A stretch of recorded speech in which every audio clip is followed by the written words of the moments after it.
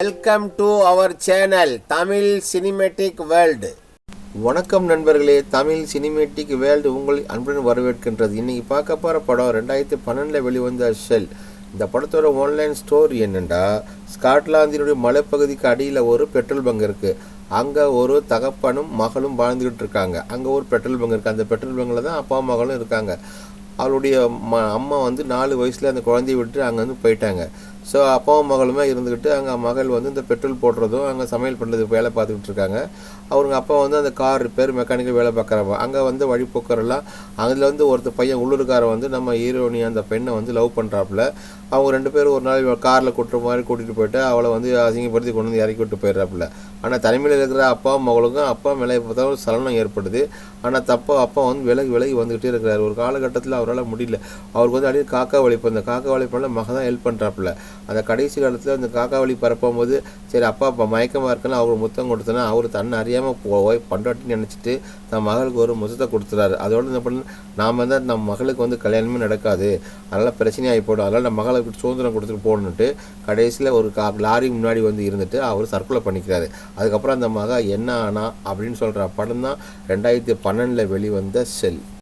படத்தோட ஸ்டார்டிங் சீனில் காட்டுறாங்க பாருங்கள். அந்த ரோடு ரொம்ப ஒரு மலைப்பகுதியான இடம். அதாவது இந்த படம் வந்து ஸ்காட்லாந்தில் இருக்கிற ஒரு மலைப்பகுதியில் ஒரு வீட்டில் ஒரு தந்தையும் மகளும் வாழ்ந்துட்டு வராங்க. டைட்டில் கார்டு போட்டு ஸ்டார்ட் பண்ணுறாங்க. இது காட்டுறாங்க. ஏதோ நம்ம படத்தோட ஹீரோயினி, அவள் பேர் தான் ஷெல்லு. அவள் படத்துக்கு பேரும் அதே பேர் தான். அவங்க வீட்டில் அந்த பெட்ரோல் பங்குக்குள்ளே அப்பாவும் மகளும் மட்டும்தான் இருக்காங்க. எப்போவாவது ஒரு தடவை தான் அந்த மலைப்பகுதியில் வண்டிகள் வரும். அப்போ அதை பார்த்துட்டு வந்து பெட்ரோல் போடுற வேலை தான் இவளுக்கு. அப்போ அந்த இடத்துல ஒரு கார் ஒன்று வருது. நம்ம ஷெல் வெளியே போயிட்டு அந்த காருக்கு பெட்ரோல் போடுறதுக்காக அங்கே போகிறாங்க. அங்கே போயிட்டு அவங்க வந்து எல்லாம் அதிசயமாக பார்க்குறாங்க. 4 வயசில் வந்து இவங்க அம்மா வந்து இவங்களை விட்டு பிரிஞ்சு போயிட்டாங்க. அதில் வந்து அப்பா கூட தான் வாழ்ந்துட்டுருக்கார். இவர் வந்து ரெகுலராக வர்ற ஒரு கஸ்டமர், ஒரு லாரி டிரைவரு. அவர் எப்போவுமே வந்து ஷெல்லு மேலே வந்து ஒரு கண், எப்போ வந்து ஒரு தலையாக பார்க்குறது, சிரிக்கிறது, அவருக்கு மேலே இவன் மேலே ஒரு ஈர்ப்பு. எப்போ வந்தாலும் பெட்ரோல் போட்டுட்டு இவர்கிட்ட அவர்கிட்ட சிரித்து பேசிட்டு போயிட்டு உள்ளே வந்து அப்புறம் காசுலாம் வந்து கொடுத்துட்டு அவருக்கு இதான் வேலை. எப்போ வந்தாலும் ரொம்ப ஜாலியாக பேசுவார். அவருக்கு வந்து எப்படியாவது கூட பழகணும், நல்லா ஃப்ரெண்ட்ஷிப் வச்சுக்கணும் அப்படின்ற இந்த லாரி டிரைவருக்கு ஒரு இது. ஆனால் ஷெல் வந்து ஒரு கள்ளங்கபடம் இல்லாத ஒரு பொண்ணு, படிக்கவே இல்லை. 4 வயசு போனதும் அவங்க அப்பா கூடவே இந்த பெட்ரோல் பங்க்லேயே இருந்துக்கிட்டு இருக்கா. அவர் இந்த பழைய கார் ரிப்பேர் இதெல்லாம் பண்ணிட்டுருப்பார். இவளுக்கு வந்து பெட்ரோல் அடிக்கிறதும் இங்கே வீட்டில் வந்து சமையல் பண்ணுறது தான் வேலை. இதுதான் அவங்க அப்பா வந்து வீட்டு பார்க்குறாப்புல. இவங்க 2 பேர் தான் ஒன்றாவே இருந்துருப்பாங்க எப்போதும். ஷெல்லும் போய்ட்டு 2 பேருக்கு ஒருத்தருக்கு தோணை தான் பொண்டாட்டி வீட்டுக்கு போனதுலேருந்து ஒரு வேறு கல்யாணமே பண்ணிக்கல. இந்த காட்டுக்குள்ளே வந்து யார் இருப்பாங்க. அதோட இவர் தான் வந்து படத்தோட நம்ம ஹீரோன்னு வச்சுக்கோங்க. இவர் தான் வந்து சாயா போடுறாங்க. சாயா போட்டு குடிச்சிட்டு வீட்டில் வந்து அவங்க டின்னர்லாம் ரெடி பண்ணுறாப்புல ஷெல்லு. தந்தையும் அப்பாவும் பொண்ணுமா 2 பேரும் சமைச்சு சாப்பிட்றது எல்லாமே இதுமே. ஆனால் எல்லாம் தூங்கவே மாட்டார் அவர். நம்ம ஷெல் வந்து அவங்க படுக்க போயிடுறாப்புல. இவர் வந்து என்ன பண்ணுறா, மியூசிக் போட்டு டான்ஸ் ஆட ஆரம்பிக்கிறாப்புல. கிச்சனில் வந்து மக டான்ஸ் ஆடுறது அப்பா அங்கே என்ன பண்ணுறாங்க வந்து பார்த்துட்டே இருக்கிறாரு. என்னம்மா பண்ணிட்டுருக்கேன்? இல்லைப்பா டான்ஸ் ஆடிட்டு நான் சமையல் பண்ணிட்டுருக்கேன் அப்படின்ட்டு. சரி சீக்கிரம் வாங்க, சாப்பிட்லாம் ரெடி பண்ணிட்டு வாங்கப்பா சாப்பிட்லாம் அப்படின்னு ஷூலாம் கழிட்டு சாப்பிட்றதுக்காக வராப்புல. இதில் முடிச்சுட்டு ஒரு கையை கழிட்டு போகும்போது என்ன பண்ணுறாரு, அப்படியே கீழே விழுந்தார். இவருக்கு வந்து இந்த காக்கா வலிப்பு ஒரு ஃபிட்ஸ் மாதிரி ஒன்று வந்துடும். ஒன்று என்ன பண்ணுறா, அவங்க ஒரு துணி கட்டை மாதிரி வச்சுருப்பா, அதை எடுத்து வாயில் வச்சுட்டு தான் அப்பாவுக்கு இப்படி ஒரு வியாதி இருக்குதுன்னு சின்ன வயசுல இருந்து அவளுக்கு தெரியும். அடிக்கடி இந்த மாதிரி வரும். அவளை பிடிச்சிக்கிட்டு அவ்வளோ கண்ணுங்கிறதுமா பார்த்துட்டு இந்த காக்கா வலிப்பை வந்து அப்படியே நிப்பாட்டிட்டு ஆறுதல் சொல்கிறாப்புலப்பா, நீங்கள் எதுக்கும் கவலைப்படாதீங்கப்பா, நான் அவங்க கூடவே இருந்தாலும் பார்த்துக்கிறேன்னு அப்படின்னு. அவருக்கு எப்படி அந்த மயக்கம் ஒரு 1/2 மணி நேரம் அப்படியே அந்த மயக்கம் இருக்கும். அதெல்லாம் முடிச்சுட்டு வாங்கப்பா சாப்பிட்லாம் அப்படின்ட்டு 2 பேர் சோகமாகிடுவோம். ஏன்ப்பா எதுவும் டாக்டர்லாம் போக மாட்டாங்க. அவங்க கேரேஜ்லேயே நம்ம இருந்து வாழ்ந்துட்டோம், இதுக்கப்புறம் நம்ம எங்கேம்மா போகிறது அப்படின்னு சொல்லிட்டு அப்போ வெளியே ஏதோ வண்டி வர்ற மாதிரி இருக்கும் அப்படின்னு வண்டிக்கு பெட்ரோல் போடுறதுக்காக போகிறாப்புல. அங்கே வந்து ஒருத்தன் என்ன பண்ணுறான், இவன் வந்து அந்த படத்தில் வந்து அவருக்கு லவராக வரக்கூடியவன். இவன் பேர் வந்து ஆடம் வந்து உள்ளூர்காரன். அவன் வந்து பெட்ரோல் போட்டிருக்கும் போது இவளை வந்து லவ் பண்ணுறான். அதை உறுதலையாக லவ் பண்ணுறான். நான் சொல்கிறான், நான் உன்னை லவ் பண்ணுறேன். கடைசியில் பெட்ரோல் போட்டுட்டு காசெல்லாம் அவன் கொடுத்த உடனே சேஞ்சையும் அவன் கொடுக்குறான். அப்போ இவனும் சேஞ்சு வாங்கிக்கிறாப்புல. வாங்கிட்டு இவனா சொல்கிறான், அப்படியே இவனுடைய காதில் அவன் ஏற்றுக்கல. ஆமாம் சரி பெட்ரோல் போயிட்டு வர சொல்லிட்டு அங்கே வந்து போகிறான். நீ எனக்கு இருந்தாலும் என்னோடய லவ் தான் உன்னை பண்ண போகிறேன் அப்படின்னு சொல்லிட்டு சரி பாய்ன்னு சொல்லி அனுப்பிச்சி வச்சுக்கணும். அதில் என்ன பண்ணுறான், ஷெல் ரூமுக்குள்ளே வரான். ரூமில் வந்து பார்த்தீங்கன்னா அவன் பாட்டு கார் பாட்டு போயிட்டே இருக்குது. பார்க்குறா தூரமாக. இதாவது மனசுக்குள்ளே அவனை விரும்புகிறான். அது உள்ளே வந்தோடனே வழக்கம் போல் கிச்சனில் தட்டெல்லாம் கழுவிட்டு அப்பாவுக்கு சாப்பாடெலாம் ரெடி பண்ணுறான். ரெடி பண்ணி வச்சுட்டு சாப்பிட்லாமா அப்பான்னு கேட்குறா. சரிம்மா சாப்பிட்லாம் அப்படின்னு சொல்லிட்டு அவங்க எடுத்து வைக்கிறாப்புல.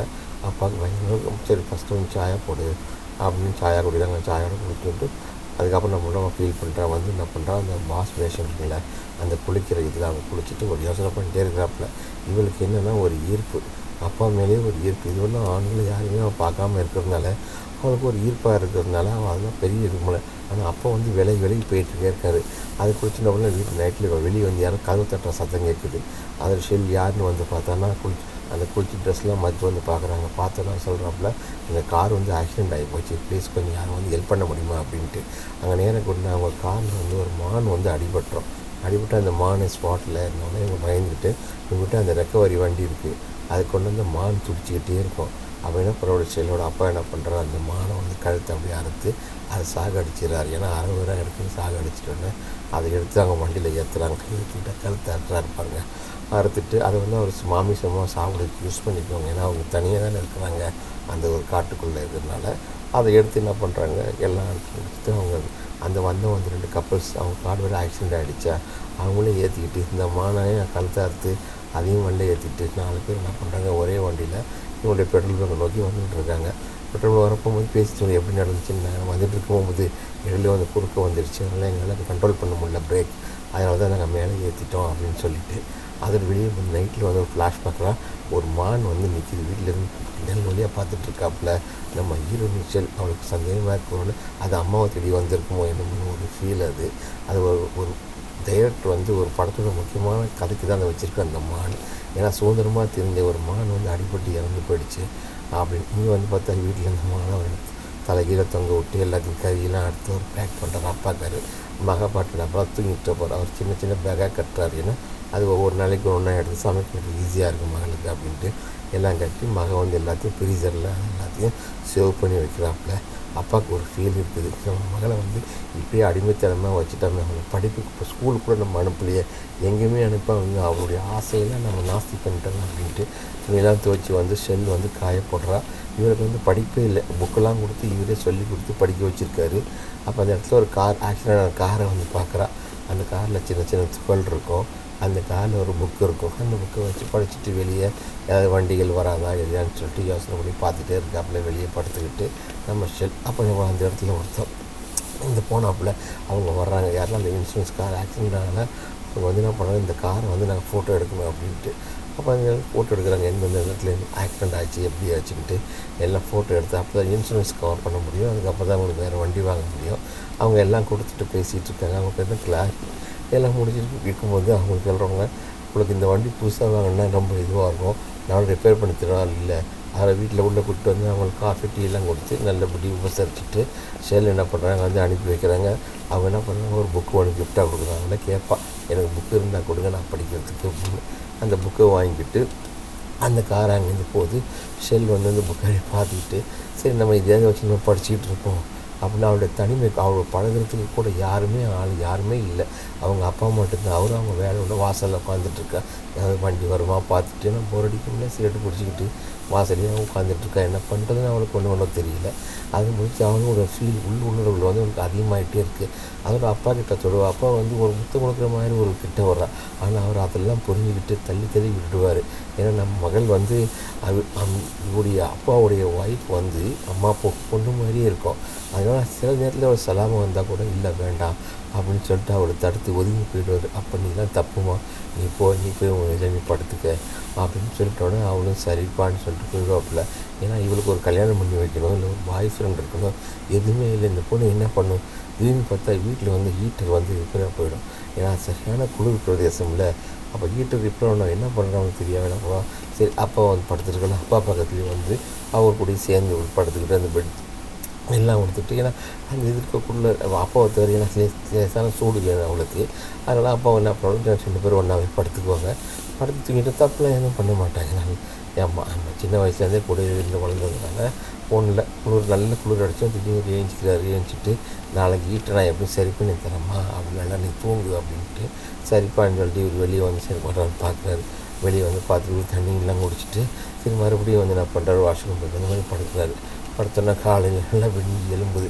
நல்லா எலும்பும்போது காலையில் நல்லா வெயில் அடித்தோன்னே இவருக்கு வந்து சில ஒரு பக்கம் கூட படத்துக்கு இவர் தன்னுடைய ஒய்ஃப் மாதிரியே தெரிஞ்சாலும் இருந்தாலும் தன் மகள்ன்ற ஃபீல் வந்து டக்குன்னு விலகி போயிடுவார். அதில் மகள் நல்லா போத்தி விட்டு நீ படுத்துட்டுருமா நான் வேலை பார்க்குறேன்னு சொல்லிட்டு அவர் அங்கேருந்து எழும்பி போயிட்டு அவருடைய தன்னுடைய வேலையை பார்க்குறது நான் கிளம்பி போகிறாரு. இங்கே நல்லா வந்து நல்லா தூங்கிட்டுருக்காங்க. தூங்கி முடிச்சு நீங்கள் வெளியே பார்த்தோன்னா அவங்களுக்கு எழுந்து அதிர்வு வெளியே போகிற ரோட்டில் போகிற அந்த கண்டெய்னர் ட்ரெயின் ஏதாவது ட்ரெயின் இல்லை கார் ஏதாவது போனால் அந்த அதிர்வுலேயும் முழிச்சுக்குவாங்க. ஏன்னா அந்த ஊரில் அவங்களுக்கு இந்த படத்தில் என்ன பெரிய விஷயம்னா இதில் மியூசிக்கு அதிகமாக இல்லை, நேச்சுரல் மியூசிக் தான் எல்லாமே. அப்போ வந்து வண்டிக்கு தேவையான ஒரு இரும்பு பைப் வச்சு அறுத்துக்கிட்டு இருப்பார் நம்ம பீட்டு. அங்கே அடுத்து இதெல்லாம் தூரம் வந்து பார்த்துட்டே இருக்கிற சொல்லி அப்பா தானும் பண்ண மாட்டாரு எதுவும் செய்ய மாட்டேங்கிறாரு அப்படின்னு பார்க்கும்போது அந்த இடத்துல அந்த மறுபடியும் பெட்ரோல் போடுறதுக்கு ஒருத்த வந்தோன்னா செல்லு விட்றாப்பா யார் அவன் வந்து அந்த லாரி டிரைவராக இருக்கான் அந்த ஏஜென்ட்டாக. அவன் வந்து பார்த்தீங்கன்னா செல் இன்னைக்கு எப்படியாவது இவளை இம்ப்ரெஸ் பண்ண ஒரு முடிவில் அவளுக்கு ஒரு பேண்ட் வாங்கிட்டு வரான். செல் இந்த பேண்ட்டை நீ போட்டுக்க உனக்கு சூப்பராக இருக்கும் உனக்காக நான் வாங்கிட்டு வந்தேன்னு. அவனும் சந்தோஷமாக வாங்கிட்டு வந்து உள்ளே சரிவாக நான் அவனையும் கூட்டிகிட்டு வந்து அவன் என்ன பண்ணுறான் இதை பண்ண காட்டிட்டு சரி திருப்பி போட்டுட்டு நான் வெளியே நிற்கிறேன்னு சரி உள்ளே போய்ட்டு அந்த பேண்ட் போட்டதை உள்ளே போகிறான். போட்டு வந்து அவங்ககிட்ட தன்னை அழகாக காட்டுறான். பரவாயில்லையே சூப்பராக இருக்குது ரொம்ப அழகாக இருக்குன்னு சொல்லிட்டு அந்த பேண்ட் கீழே இறங்கியிருக்கும் அதை காலெல்லாம் மடித்து விட்றாப்புல அந்த லாரி டிரைவர் எல்லாம் மடித்து விட்டு நல்லா இருக்குதுன்னு சொல்லிட்டு அவனுக்கு ஒரு சின்ன சல்லாபம் எப்படியாவது இவ்வளோ அனுபவிக்கணும் அப்படின்ற ஒரு எண்ணம். ரொம்ப அழகாக இருக்குமா அப்படின்னு சொல்லி எல்லாம் பேசி முடிச்சுட்டு சரி நான் வந்து உங்களுக்கு ரொம்ப தேங்க்ஸ் சொல்லிட்டு சரி நான் ஒரு ஆக்ட் பண்ணிக்கிறேன் அப்படின்னு அவனுக்கு ஒரு ஆக்ட் பண்ணி ஒரு முத்தம் கொடுத்துட்டு எல்லாம் கொடுத்து சரி இதோட முடியும்னு பார்த்தா கடைசி என்ன பண்ண எல்லாம் முடிச்சுட்டு பெட்ரோலில் பணம் கொடுக்கணும்ல பணம் கொடுத்துட்டு சரி மிச்சம் காசு வேணாம் அப்படின்னாங்க. சரி நான் இங்கே இருந்தேன் மிச்சம் காசு எடுத்துடலாம் அப்படி இந்த பக்கம் எடுத்து கொடுப்பாள். இவன் பார்த்துட்டு இருந்து அப்படியே வந்து பின்னால் அப்படியே ஒரு கட்டி பிடிச்சிக்கிட்டு அவன் விடாமல் அப்படியே தூங்குற மாதிரி இது பண்ணுறான். அந்த பெரிய அவனோட சல்லாபத்தை பாருங்கள் அவன் புத்தி அப்படின்னா அவனுக்கு 40 வயசு இருக்கும். அதோட டக்குன்னு அவன் தள்ளி விட்டுரு என்ன சார் பண்ணுறீங்க அப்படின்ட்டு இல்லை அதெல்லாம் ஒன்றும் இல்லை சாரி அப்படின்னு சொல்லிட்டு மிச்சம் காசை வாங்கிட்டு அவன் அங்கேருந்து போகிறான்.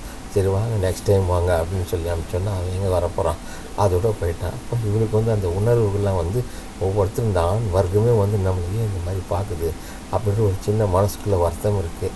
அந்த வருத்தத்தில் என்ன பண்ணிக்க வந்து அப்போ வந்து பார்க்குறான். அப்போ வந்து பார்த்துன்னு அங்கே என்ன பண்ணுறான் அப்போ வந்து தொட்டோடனே என்னை தொடாதம்மா அப்படி ஏன் இப்போ என்னை தொடவானு சொல்கிறீங்க வேணாம் நீ இப்போ வளர்ந்துட்ட பெரிய பொண்ணாகிட்ட தொடக்கூடாதுமா அப்படின்னு சொல்லிட்டு. ஆனால் இவளுக்கு வந்து வேறு யார் எந்த ஆம்பளையும் இவளுக்கு எதுவும் கிடையாதுல்ல. அப்போ டக்குன்னு கோச்சிட்டு அங்கேருந்து போகிறான். நீங்கள் இது பண்ண அவருக்கு கோவம் வந்து அந்த பழைய கார் ஆக்சிடெண்ட்டை காரு அந்த டப்பா தகர்றது இவ்வளோ பிடிச்சி அதை ரிப்பேர் பண்ணுறதுக்கு ஸ்பேர் பார்ட்ஸ்லாம் இது பண்ணி கண்ணாடி உள்ளே வந்து காலில் உதச்சி வச்சு எல்லாம் நொறுக்குறாரு. இங்கே வாசலில் அந்த புக்கை உட்காந்து படிச்சுட்டு இருக்காப்புல நம்ம சொல்லு. அப்போ அந்த கார் அங்கே ஒரு கார் வருது. காரில் யார் வருதுன்னா அதான் அவனுடைய லவ்வர் ஆடம்பரம் ஒன் சைடாக லவ் பண்ணுவான் நான் வரான் வாப்பா அப்படின்னு சொல்லிட்டு நான் பெட்ரோல் பண்ணுமா அப்படின்ட்டு. ஆனால் இன்றைக்கி இவன் ஒரு முடிவோடு வந்திருக்கான். அவன் செல்கிட்ட சொல்கிறான் இங்கே பாரு நான் வந்து உன்னை லவ் பண்ணுறேன் உங்கள் அப்பா கிட்ட வேலை செய்யணும்னு ஆசைப்பட்றேன் நான் உங்கள் கூட இருந்துடுறேங்க உங்கள் அப்பாட்ட நீ தான் சொல்லணும் அப்படின்ட்டு. அப்பாட்ட வந்து சொல்லணும் அப்பா உங்களுக்கு வேலைக்கு சேர்த்திங்களா ஒருத்தன் வந்திருக்காப்புல ஆடம் அப்படின்னு சொல்லிட்டு நல்லவனத்தில் அவன் வந்து உள்ளூர்காரன். அப்போ வந்து ஏசி இந்த மெக்கானிக்கல் ரிப்பேர் ஆகி போயிருந்ததில்ல அவனோட ஹீட்டர் அதெல்லாம் சரி பண்ணி கொண்டு வந்திருக்கான். அப்போ அவங்க 3 பேருக்கும் வந்து சாயை போடுறாப்புல சாய் போட்டு கொடுத்துட்டு குடிக்கிறாப்புல. அப்போ அப்பா சொல்கிறாப்புல வீட்டு சொல்கிறாப்புல இங்கே பாரு வேலைக்கெல்லாம் நீ வேண்டாம் ஏன்னா நாங்கள் 2 பேரும் தனியாக இவ்வளோ காலம் இழந்துட்டோம் இல்லை இன்னொருத்தரை கொண்டு வந்து வச்சா தான் பெண்ணுக்கு ஏதாவது பாதிப்பு வந்துடும்னு சொல்லிட்டு அப்பா கரை சொல்கிற அவனை வேலைக்கு வச்சுக்கிறதுக்கு தயங்குறாரு. நீங்கள் வேலைக்கு வேண்டாம் அப்படின்னு சொன்னோடனே அவன் என்ன பண்ணுறான் சரி கோச்சிட்டு அங்கேருந்து வேலைக்கு வேணான்னு சொல்ல போயிட்டு அவன் வண்டியிலேருந்து ஒரு சத்தம் வரும். என்ன சத்தம்னு போய் பார்த்தா உள்ள ஏதோ சின்ன ஷார்ட் சர்க்கிட் மாதிரி இருக்கும். அது உள்ளே ஒரு டேப் இருக்கும் அதை எடுத்து கொடுத்து சரியான காற்று அடிக்கும் வெளியே. அப்படியே அவங்க 2 பேரும் ஒருத்தர் பார்த்துக்குவாங்க அப்படியே உரசிக்குவாங்க. என்ன பண்ணுறது திடீர்னு அவங்க நினைக்கக்கூடாதான் நடக்கும் போல தெரியுது. 2 பேரும் என்ன பண்ணுறாங்க முத்தங்குற மாதிரி வந்து கார்லேயே என்ன பண்ணுறாங்க ரொம்ப தூரம் போயிட்டு அந்த கார்லேயே இவங்க 2 பேரும் ஒன்றா இருந்துடுறாங்க. ஒன்றா இருந்துட்டு அதாவது இவருடைய தனிமை அதை வந்து பயன்படுத்திக்கிறான் அவன். இங்கே வந்தோன்னா அவன் தன்னை இப்போ வந்து அழுது என்ன பண்ணிடுவான் அப்படியே கையை வச்சு ஒரே குத்து அந்த மிஷினே குத்துறா தப்பு பண்ணிட்டோமே தப்பு இவ்வளோ காலம் காய்ச்சி கருப்பை நம்ம இழந்துட்டோமே அப்படின்ற அவளுக்கு ஒரு மனசுக்கு ஒரு ஃபீல். இருந்தாலும் அதெல்லாம் தாழ்த்திக்கிட்டு வீட்டுக்கு வரா. இவங்க அப்பா கிட்ட இப்போ சரியாக முகூர்த்து பேசாமல் இருக்கா டின்னர் ரெடி பண்ணுறான். அந்த மான் கறி தான் எல்லாம் அறுத்து போட்டு எண்ணெயெல்லாம் ஊற்றி பொறிச்சு அவங்களுக்கு எல்லாம் கொடுத்து சாப்பாடு ரெடி பண்ணுறான். ஆனால் கொஞ்சம் மௌனமாக இருக்கிறான். ஏன் நம்ம சாப்பிட வச்சு சாப்பிடணுன்னு அவன் சாப்பிட மாட்டேங்கிறான். இல்லைப்பா நீங்கள் சாப்பிடுங்க நான் அப்புறமா சாப்பிட்டுக்கிறேன்னு. இல்லை நீ பரவாயில்ல நீ சாப்பிடு அப்படின்னு அவங்க பேசிட்டு ஏப்பா எப்படி நாளுக்கு நாள் வந்து நம்ம மகன் வந்து தனிமையை இது பண்ணுற வயசாகிட்டே போகுது அவளுக்கு ஒரு கல்யாணம் பண்ணி வைக்கணும் அப்படின்னா அது அவளுக்கு ஒரு சுதந்திரம் கொடுக்கணும் அப்படின்ற எண்ணம் அவனுக்கு இருக்குது. ஆனால் எப்படி இவளை சொல்கிறது இல்லை அவளை வீடு தள்ளியே வரான். இங்கே வந்து பாருங்கள் படுக்க போகும்போது மறுபடியும் அப்படியே முறைச்சிட்டு அப்போ வந்து நெருங்கி நெருங்கி வருவானா இவன் விலகி விலகியோ போயிடுவான். அவன் பொண்டாட்டியும் இவனும் ஒரே மாதிரி இருக்கிறனால அவங்களுக்கு சல்லாமல் ஏற்பட்டாலும் அந்த தப்பெல்லாம் எதுவுமே பண்ண மாட்டார். அப்போங்கிற பாட்டு உதவி போயிடுவார். காஃபி வச்ச டீ அந்த டீ அப்படியே இருக்கும். இவன் என்ன பண்ணுறான், ஏற்கனவே அவங்க கூட தப்பும் பண்ணிட்டாங்க. என்ன பண்ணிட்டு வந்து அப்பா என்ன பண்ணுவாங்க, அப்போ கட்டி பிடிச்சிட்டு என்ன சொல்லக்கூடாது, இல்லைப்பா நான் இனிமேல் அப்படிலாம் இல்லை, நான் ஒழுங்காக நடந்துக்கிறேன், எல்லாம் பண்ணுறேன் அப்படின்னு சொல்லிட்டோன்னு திடீர்னு பார்த்தா அவளை காணாமல் போயிட்டு எங்கேன்னு பார்த்தா தியேட்டரில் எங்கேயோ ஒரு சவுண்டு கேட்குது. அப்படிங்கும்போது வெளியே ஒரு பொண்ணும் ஒரு அம்மாவும் வந்திருக்காங்க. வந்தோடனே இல்லை பொண்ணுக்கு வந்து வாஷ்ரூம் போடணும் சின்ன பிள்ளைக்கு அப்படின்னா சரி வாங்க அப்படின்னு சொல்லி உள்ளே கூப்பிட்டு போயிட்டு அந்த சின்ன குழந்தைய வாஷ்ரூமுக்கு அனுப்பிட்டு அந்த பொண்ணு கூட பேசிகிட்டு இருக்காப்புல. பேசிட்டோன்னா அவங்களுக்கும் டீயெல்லாம் எப்போ வந்து போட்டு கொடுக்குறாப்புல. போட்டு கொடுத்துட்டு இங்கே பேசின குழந்தைய பார்த்தோம்னு ஆசைனா இவங்க அம்மா வந்து நம்ம செல்லை விட்டு போது இந்த குழந்தை வயசாக இருக்க 4 வயசில் அவங்க ஓடி போயிட்டாங்க. அதுக்கப்புறம் அப்பா தான் வளர்த்துட்ருக்காரு. இந்த குழந்தை அந்த ஹீரோவை பார்த்துட்டு அப்படியே பார்த்து இருக்காங்க. அம்மா வந்து கூட்டிக்கணுமே அம்மா கிட்டே குழந்தைய கொடுத்துட்டு சரிம்மா நான் போயிட்டு கூட அந்த பொம்மையை மறந்து வச்சுட்டு போயிடும். அந்த குழந்தை வேகமாக ஓடியோப்புல செல்லு இங்கே ஓடுறாப்புல ப்ளீஸ் காரை நிறுத்துங்க, ப்ளீஸ் காரை நிறுத்துங்கன்னு வேகமாக போக போக அந்த கார் ரொம்ப தூரமாக போயிடும். அதுக்கப்புறம் போனதுக்கப்புறம் அந்த கார் அங்கேருந்து ரிவேஸில் வரும். அந்த பொம்மையை வந்து அந்த குழந்தை கையில் கொடுக்குறான். அவளுக்கு தெரியும் சின்ன குழந்தை எவ்வளோ, ஏன்னா 4 வயசுலும் தனியாக இருந்து வளர்ந்தவல்ல. அதனால் அந்த குழந்தைக்கு வந்து தாயான அனுமதி தெரியணும். அந்த குழந்தை பொம்மையோடு போகணுன்ட்டு அனுப்பி வச்சுட்டு அதை ஃபீல் பண்ணிட்டு அதையே நிற்கிறான். ஆனால் ரொம்ப தூரம் வந்துட்டா பார்க்குறதுக்கு. இந்த கடைசியும் அந்த கடைசியும் இங்கே நிற்கிறா. அவளுக்கு அந்த பழைய சின்ன வயசு ஞாபகம் வந்துருச்சு. நம்ம அம்மா விட்டுட்டு போனதுக்கப்புறமா நம்ம இப்படி தானே இந்த ரூட்டில் தானே வளர்ந்தேன்னு. இங்கே அப்பா வீட்டில் தேர்றாரு, எங்கே பொண்ணை காணும், எங்கே போயிட்டேன்னு வெளியில் ஒவ்வொரு ரூமை போய் பார்த்துட்டு வெளியே வந்து பார்க்க வெளியே வந்து பார்த்தா இவன் போனவன் என்ன பண்ணுறான் களைப்பா அங்கேயே வந்து அந்த ரோட்லேயே படுத்துட்டோன்னே இதை அப்பா பார்த்துட்டு என்ன பண்ணுறாரு, ஏதோ ஏக்கத்தில் இருக்கான்னு மன்னிச்சிட்டு நடந்து வீட்டுக்கு வராங்க. வரும்போது இங்கே என்ன பண்ணுற ஒரு அப்பாக்காரவர் அங்கே வீட்டில் உட்காந்துருக்கும்போது அவருக்கு தான் இது வந்துட்டு இருக்கும்போது இவருக்கு ஒரு இது வரும்ல, என்ன அந்த காக்கா வலிப்பு வருமே, அப்போ கழுத்தை வச்சு அப்படியே டங்கு டங்கு டங்குன்னு இடிப்பார். என்ன சத்தம் வருது அப்படின்னு சொல்லிட்டு இங்கே பார்த்தா அப்போ காக்கா வலிப்பில் பயங்கரமான காக்கா வலிப்பு வந்துடும். ஒன்றும் பண்ண முடியும். என்ன பண்ண அந்த துணி ஒன்று எடுப்பல, அது எடுக்கிற டைமில் டக்குன்னு தன்னுடைய கையவே என்ன பண்ணுவான் வாயில் வச்ச உடனே அந்த வாய் வச்சு கடிச்சு பாவம் பயங்கரமான காயமாகிடும். என்ன பண்ணுறது, அப்பா வந்து முடித்து அவங்க மயக்கமாகிடுவார். வந்து பெட்டில் வந்து படுக்க வச்சுட்டோன்னே அப்போவே பார்த்துட்ருக்கா அப்பா இப்போ எப்படிப்பா இருக்கு அப்படின்ட்டு. அப்போ பார்த்தோன்னா இவரும் பார்க்குற நம்ம ஒய்ஃப் மாதிரியே இருக்குன்னு ஒரு ஃபீல் ஒரு மனசுக்குள்ளே தோணுது. அப்பா பார்த்து இவ்வளோ அப்பாவுக்கு சரி ஒரு மொத்தம் கொடுத்த ஒரு மயக்க நல்லா இருக்கிறாரு அப்படின்னு சொல்லிட்டு அப்பாவை பார்த்து சிரிச்சுக்கிட்டு அப்பாவோட இருக்கலாம் நான் பார்த்துக்கினப்பா கடைசி வரலன்னு டக்குன்னு என்ன பண்ணுவார், அவர் வந்து அந்த போதையில் அவர் இருக்கிறாரு. அதனால் என்ன பண்ணுறாரு, மகளுக்கும் ஒரு முத்தத்தை கொடுத்துட்றாரு. தான் ஒய்ஃபுன்னு நினச்சி தான் அவர் கொடுக்குறாரு. ஆனால் கடைசியில் ஒரு செகண்டில் வந்து நம்ம தப்பு பண்ணிட்டோமே, நம்ம மகளுக்கே நம்ம முத்தம் கொடுத்துட்டோமே, எவ்வளோ பெரிய தப்பு பண்ணிட்டோம், பாவம் பண்ணிட்டோமே, இனிமேல் நம்ம இங்கே இருக்கக்கூடாது அப்படின்னு அப்போ இந்த மானை காட்டுறாங்க. மான் மாதிரி இந்த நம்ம மகளும் சுதந்திரமாக இருக்கணும், அதுக்கு வந்து நம்ம தடையாக இருக்கக்கூடாது அப்படின்னு சொல்லி என்ன பண்ணுறாரு, அவர் தூக்கத்தில் எழும்பி நம்ம ஃபீல் பண்ணுறாரு. பார்த்தா அந்த கையில் கடிச்ச இது இருக்கும், நல்லா தூங்கிட்டு இருக்காப்புல. இனிமேல் மகளுக்கு நம்ம வந்து பாரமாக இருக்கக்கூடாது, அவள் சுதந்திரமாக இருக்கக்கூடாது, நான் இருக்கிறவளும் அவளுக்கு சுதந்திரம் கிடைக்காது, அவள் இஷ்டப்படி எல்லா இடத்துக்கும் போகட்டுன்ட்டு அவர் அப்படின்னு வீட்டில் இருந்து இறங்கி வெளியே மேலே ஒரு லாரி வரும், நேராக லாரிக்குள்ளே மேலே விழுந்து அவர் தற்கொலை பண்ணிக்கிறாரு. அந்த இடத்துலையே அவர் வந்து இறந்து போயிடுறாரு. இறந்து போனால் நல்லா நான் வீட்டில் தூங்கிட்டு இருக்க போகும்போது ஷெல் பார்க்குறேன், என்னென்ன சத்தம் கேட்குது அப்படின்னு வந்து வெளியே வந்து பார்க்கறதுக்காக எலும்புறாப்புல. அப்போ தான் அவருக்கு தெரியுது நம்ம அப்பாவை காணமே அப்படின்னு. வெளியே வந்து பார்த்தோன்னே அவளுக்கு அதிர்ச்சி காத்திருக்கு. பார்த்தா அந்த இடத்துல அந்த லாரியில் வந்து அப்பா அடிபட்டு அந்த இடத்துலையே வந்து இறந்து போயிடுறாரு. இதை பார்த்துட்டோடனே அவளுக்காக ஒன்றுமே முடியல, பார்த்து ஒரே அழுவையாக அழுதுட்டுருக்க லாரியை பார்த்தோன்னே நம்ம அப்பா ஒரு தப்பான முடிவு எடுத்துட்டாரே, நம்மளால தானே இவளும் நினச்சா உள் மனசு அவளுக்கு சொல்லுது, நான் அப்பாவை அடிக்கடி தொந்தரவு பண்ண போனதுனால தானே இந்த மாதிரிலாம் பண்ணிகிட்டு இருக்காப்புல அப்படின்னு சொல்லிட்டு அந்த மனசில் அவளுக்கு அந்த ஃபீல் வந்தோடனே அது நினச்சி நம்ம அப்பா இறந்து போயிட்டோம், இனிமேல் நம்ம அந்த உலகத்தில் இருக்கக்கூடாது, இந்த ஊரில் இருக்கக்கூடாது, நம்ம இங்கேருந்து எங்கேயாவது நம்ம போயிடணும் அப்படின்னு இருக்குள்ள. அதுக்குள்ளே அவன் லவர் இருக்க நான் வருவான், வந்து உனக்கு நான் இருக்கிறேன், நான் நம்ம ஒன்றா இருக்கலாம் அப்படின்னு சொல்லிட்டு 2 பேரும் ஒன்றா இருக்காங்க. அதில் ஒன்றா பேசிக்கிறாங்க, ஒன்றா சாப்பிட்றாங்க. ஆம்புலன்ஸ் வந்து அப்போடைய பாடியை எடுத்துகிட்டு போயிடுது, கிளியர் பண்ணுது. எல்லோரும் அங்கேருந்து கிளம்பி போகிறாங்க. கிளம்பி போகும்போது இவர் என்ன பண்ணுவாப்புல, இந்த கூட வந்து அந்த ஆடம்ன்றவங்க அவங்க 2 பேரும் ஒன்றா இருந்து படுத்துக்கிட்டு இருக்காங்க. அவங்க படுத்துட்டு இருக்கிறத பார்த்துட்டு இவங்க போவாங்கன்னு பார்த்தா இவங்க போகல. கடைசியில் அவன் என்ன பண்ணுறதுக்கு இவளுக்கு ஒரு மனசில் ஃபீல் வருது, இவனும் நமக்கு தேவையில்லை, நம்ம இந்த உலகத்தை விட்டு வேறு உலகத்துக்கு போகணும் அப்படின்னு சொல்லிட்டு எல்லாம் அவர் காலையில் எழுப்பி காஃபிலாம் கொடுத்துட்டு இவன் பக்கத்தில் போய்க்கிறேன், ஏன்டா நான் இங்கே இல்லாட்டி நான் போயிடுறேன், நீ எப்படி இருக்க போகிற அப்படின்ட்டு. இல்லை நானும் கூடிய சீக்கிரம் இங்கேருந்து நான் போயிடுவேன் அப்படின்னு சொல்லிட்டு அவங்ககிட்ட சொல்லிட்டு அவனுக்கு காஃபிலாம் அவன் கொடுக்குறான். அந்த காஃபியை அவன் குடிக்கிறான். குடிச்சிட்டு ஃபீல் நம்ம இவனையும் விட்டு இந்த ஊர் தேவையில்லைன்னா நம்மளுடைய அப்பாவுடைய மனசு நம்ம கேட்டுக்கிட்டே இருக்குது, அதனால் நம்ம இங்கேருந்து நம்ம போயிடுவோம் அப்படின்றான். அப்போ அங்கே ஒரு ட்ரக்கு வருது. அந்த ட்ரக்கில் பெட்ரோல் போடுறதுக்காக வராங்க. பெட்ரோல் போட்டு முட்டோன்னே சரி டீசல் போடலாம் அப்படின்ட்டு வெளியே வரான். அவன் வந்தோடனே புதுசாக ட்ரக்கு வழிபோக்கம், என்னம்மா இப்படி நல்லா இருக்கீங்க, உங்கள் அப்பா சார் எங்கள் அப்பா இறந்து போயிட்டார் சார் அப்படின்ட்டு. அப்படியா, சரி டீசல் ஃபில் பண்ணுங்கன்னு. அப்போ ஒரு அங்கிள் எனக்கு ஒரு ஹெல்ப் பண்ணுறீங்களா, நீங்கள் என்ன பண்ணுறீங்க, என்னை இந்த ஊர் எங்கேயாவது நீங்கள் போகிற இடத்துல எனக்கு கொண்டு விட்டுருங்கன்னு. அப்போ எவ்வளோ பில்லு அந்த பில்லுக்குள்ளே பணத்தெல்லாம் கேட்குறால, பணத்தெல்லாம் வாங்கிக்கிறாப்புல. வாங்கி கொடுத்துட்டு சரி நான் உங்களை கொடுறேன் அப்படின்னு சொல்லிவிட்டு அவங்க கூட என்ன பண்ணுறாப்புல, இதான் நமக்கு ஒரே வழின்னு சொல்லிவிட்டு இனிமேல் இந்த ஊர் வேணாம், இந்த பெட்ரோல் பங்கு வேண்டாம், எல்லாத்தையும் திறந்துட்டு காதலன் வேணாம், லவர் வேணாம், ஒரு சுதந்திர பறவையாக நான் இங்கேருந்து போகிறேன், அந்த மான் மாதிரி போகிறேன்னு சொல்லிவிட்டு அந்த ட்ரக்லேயே ஏறி அங்கேருந்து கிளம்பி அந்த ட்ரக்லேயே போயிட்டுகளுடைய பயணம் தொடர்ந்துகிட்டே போகிறது. இன்னில் இருந்த ஒருத்தனுடைய புது வாழ்க்கையை அவங்க தொடங்குறதுக்காக போயிட்டுருக்கா. இப்படி எந்த ஒரு எதிர்காலத்தையும் நம்பி எந்த ஊருக்கு போகிறேன்னு அவளுக்கும் தெரியாது. போகிற இடத்துக்கு நல்லபடியும் நம்ம இருக்கலாம் அப்படின்னு சொல்லி இதோட இந்த படம் முடியுது ஃப்ரெண்ட்ஸ். Thank you friends.